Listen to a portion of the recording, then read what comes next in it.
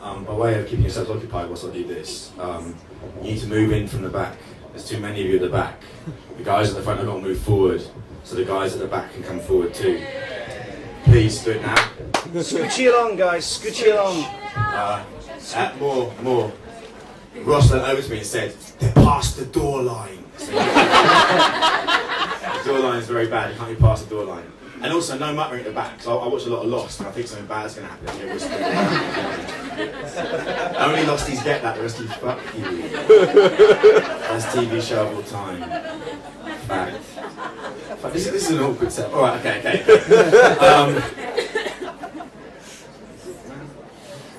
Okay, this is, I'm serious as a heart attack about the muttering, man. It makes me like, fuck, like apoplectic. I just get like fucking so rageful, man. I can just like punch everyone in the whole square mile in the face. Like, I'm telling you. And I will do it, I'll just go out there and then fucking punch all of them in the face. Okay, so fucking just stop. Right, okay, this first bit is about the abuse of language in the workplace.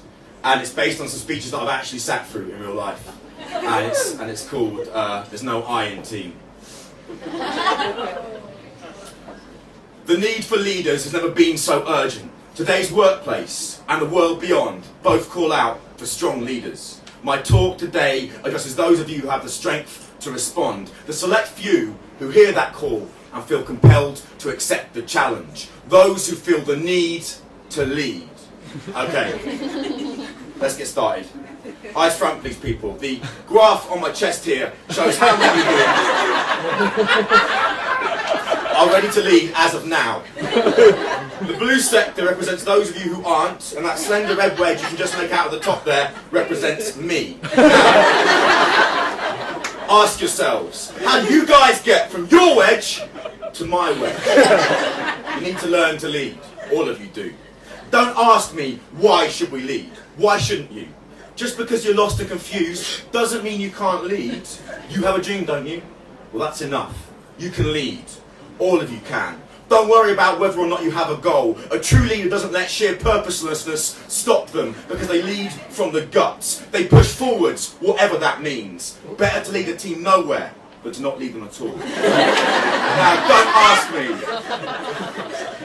don't ask me when should we lead, because we must always lead. We must lead when we wake up and then some more when we are asleep. We mustn't just lead every second, but between those seconds too, because there's stuff to lead there.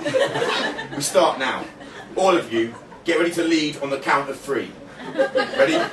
1, 2, 3. Lead! Lead! Yes, that's the stuff.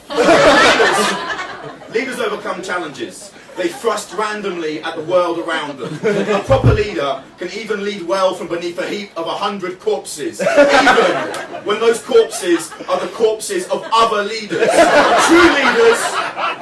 True leaders lead from the womb before they are born, and they leave the doctors to cut the cord. True leaders are born. Non-leaders, or followers as they're called, on the other hand, well, sure they're born, but they just sort of ease themselves out, covered in a layer of gooey follow. They look around, follow face, and then they start to follow. So sad. There aren't any followers here, are there? Be honest.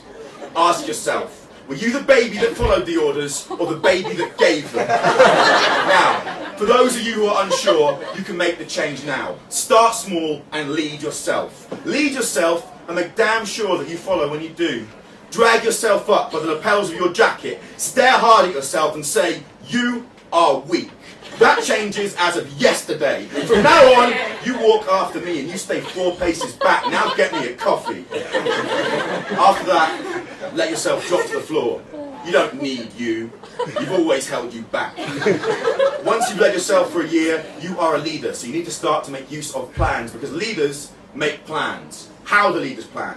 They plan well. They make what are known as good plans. All good plans share one feature. They're doable. That means they are plans for doable tasks. Everybody got that? By way of background, let me tell you that doable tasks are tasks that can be done. That's actually where the word doable came from. An example. What's your name? Paul. Okay, Paul. Say you're on a plane weekend break. You want to go to Western Europe, you want to cycle, and you maybe want to eat some plates of pasta on the way. These tasks all seem doable, even taken together. But you have to be careful. A few of the European cities that are famous for good pasta don't have any roads. They have canals, Paul.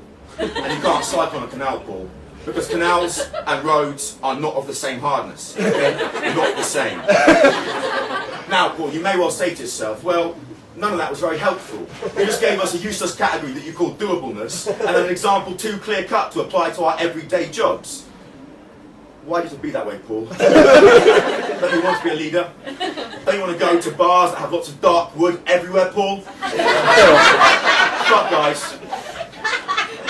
Fuck, guys, you worry me. You really are hard work as a group. That's cool, though. That's what they pay me for. Let's try some shock therapy. Let's break the apathy. Let's cancel lunch forever. Okay? No more lunch. You can't expect to be leaders when you're trapped by the constant need to stuff your dogma holes, can you? No more carbs for you lot. Or fat, or sugar, or water. Grow up, guys. Just stop. Also, no more unplanned absences, okay? And please don't try to use emergency alarms as an excuse. We've all heard that one. A leader doesn't leave the workplace just because they're supposed to. We'll get used to that fact together now. My team have done you a favour today. They set the ground floor ablaze. Shut the fuck up. When the alarm bell sounds, our output won't drop even 1% because we are a team, and we will be a team forever because the doors are locked. Group hug. Thank you.